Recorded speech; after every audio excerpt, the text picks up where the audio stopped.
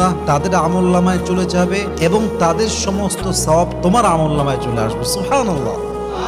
তো যারা বদনাম করবে তাদের জন্য আপনি আফসোস করবেন যে ইস রে আমার ভাইটা বুঝে না, আল্লাহ আমার ভাইকে তুমি হেদায়াত দান করো। কিন্তু মানুষের বদনামের জন্য, অন্যের চরিত্র নষ্ট হওয়ার জন্য নিজের চরিত্র নষ্ট করা এটা বোকামি ছাড়া আর কিছুই হতে পারে না, ঠিক কিনা বলেন? অতএব আজ থেকে বদনাম করলে নারাজ হবেন না, মন ছোট করবেন না, ভরসা রাখবেন এক সত্তার উপরে, তিনি কে?